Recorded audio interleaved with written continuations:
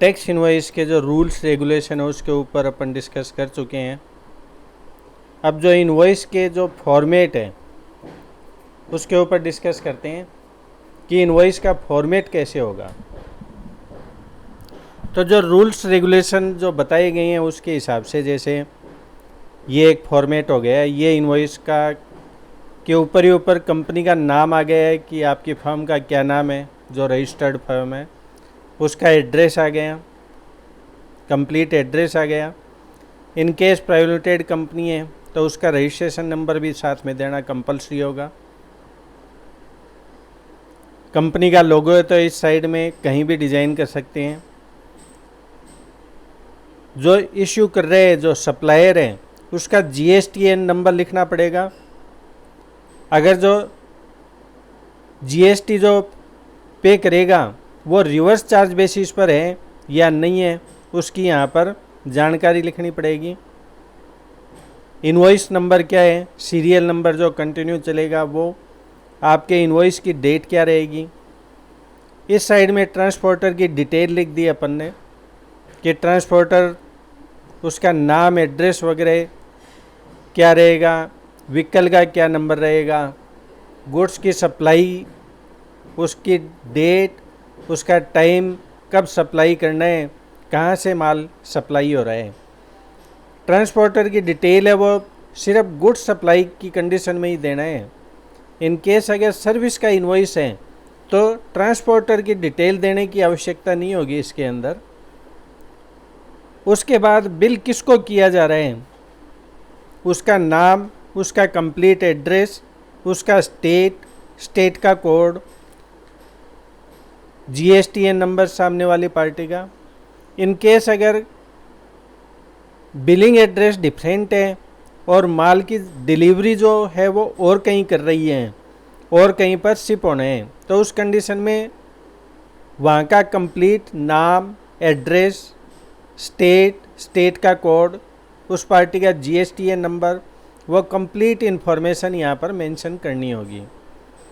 उसके बाद serial number लिख देंगे। जैसे जो माल है 3, 4, 5 मान लो जितने भी माल यहाँ से सप्लाई कर रहे हैं तो यहाँ पर सीरियल नंबर आ जाएगा पहले कॉलम में 1, 2, 3, 4, 5।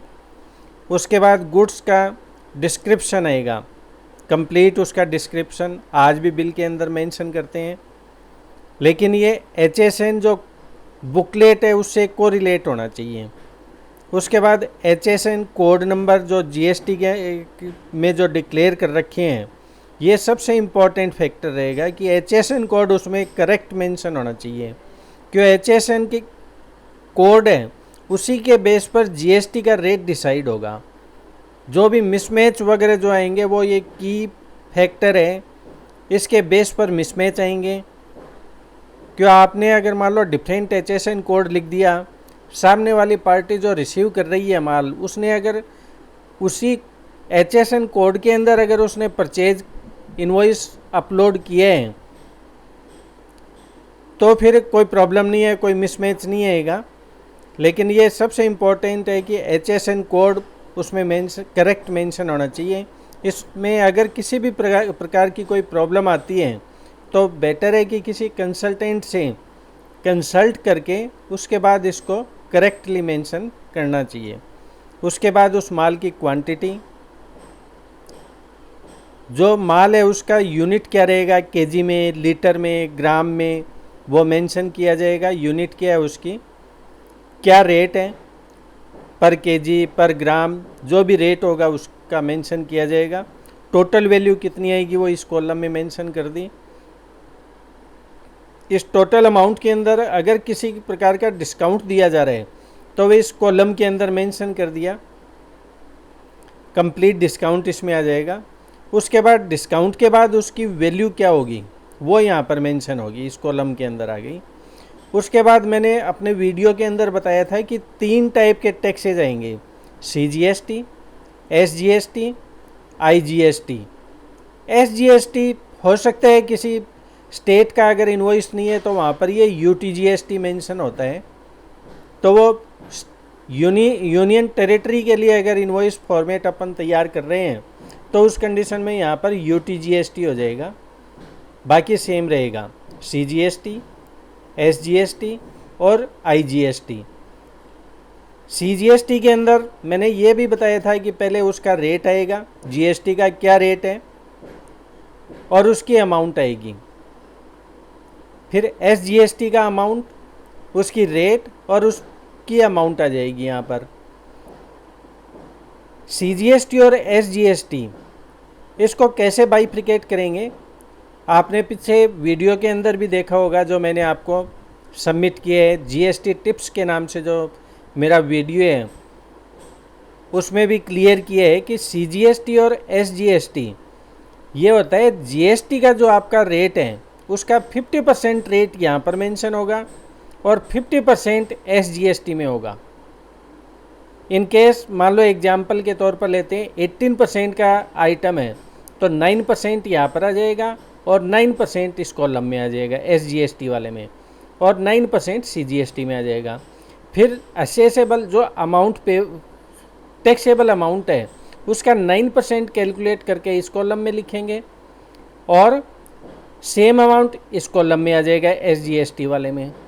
इन केस अगर इंटरस्टेट सप्लाई है यानी लोकल सप्लाई ने होकर आउट ऑफ स्टेट अगर सप्लाई कर रहे हैं तो फिर ये दोनों कॉलम ब्लैंक रहेंगे, इनके अंदर CGST और SGST में कोई अमाउंट कोई रेट नहीं आएगा।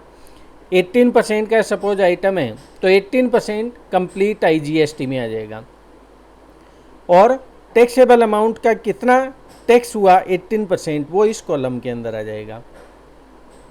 ये एक आइटम यहाँ कंप्लीट हो गया।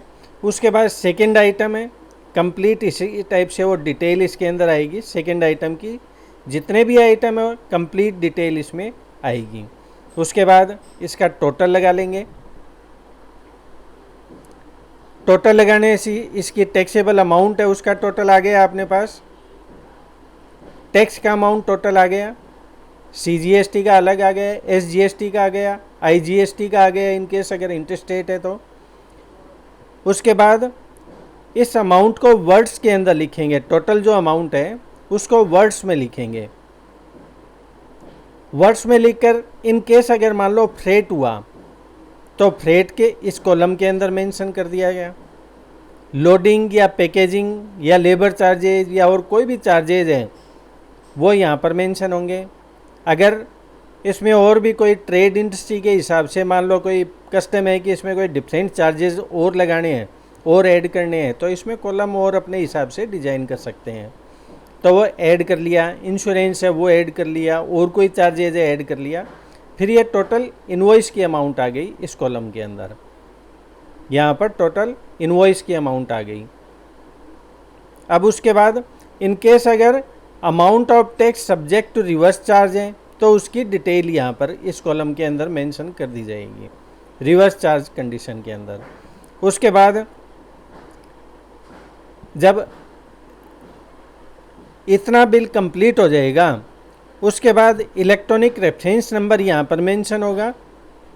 एक सर्टिफाई और करेंगे, जैसे एक्साइज इनवॉइस होता है मोडवेट का जो इनवॉइस है उसी टाइप से इसके अंदर सर्टिफाई किया जाएगा। आपकी कोई टर्म्स एंड कंडीशन है वो यहाँ पर 1 2 3 4 जो भी आपकी टर्म्स एंड कंडीशन है सेल की वो यहाँ पर आप सेपरेटली मेंशन कर लीजिए। उसके अलावा कंपनी का जो प्रोप्राइटर डायरेक्टर जो भी ऑथराइज पर्सन है वो यहाँ पर सिग्नेचर करेगा। सिग्नेचर ट्रेड टू ट्रेड वो डिपेंड करेगा कि वो मैनुअल सिग्नेचर करेगा या इलेक्ट्रॉनिक सिग्नेचर करेगा। जो सिग्नेचर कर रहा है उसका नाम, उसकी अथॉरिटी क्या है वो यहाँ पर मेंशन की जाएगी कि डेजिग्नेशन क्या है, डायरेक्टर है या प्रोप्राइटर है, पार्टनर है, तो ये कंप्लीट डिटेल इसके अंदर मेंशन करेंगे इनवॉइस में। इनवॉइस है बहुत ही ध्यान से तैयार करने की आवश्यकता है, क्यों अगर सेल इनवॉइस इसको अगर प्रॉपर तैयार नहीं कर पाए तो फिर कंप्लीट रिटर्न के अंदर ही परेशानी आएगी, टाइम पीरियड कम रहेगा, उसको करेक्ट करते करते ही बहुत ज़्यादा परेशानी होगी। तो जो मेन पॉइंट है इसके जो इनवॉइस के जो फॉर्मेट तैयार करने हैं उसका मैंने यहाँ पर मेंशन कर दिया है। इन केस अगर कोई क्वेरी है तो आप मेंशन करिए कमेंट्स बॉक्स के अंदर, मैं उसका रिप्लाई करूँगा। इसके अलावा मेरा वीडियो अगर आपको पसंद आता है तो इसको लाइक करिए, शेयर करिए, ताकि अगला वीडियो आपको सब्सक्राइब भी करिए, ताकि जैसे ही मैं अगला वीडियो अपलोड करता हूँ आपको इमीडिएट मिल जाएगा। Thank you.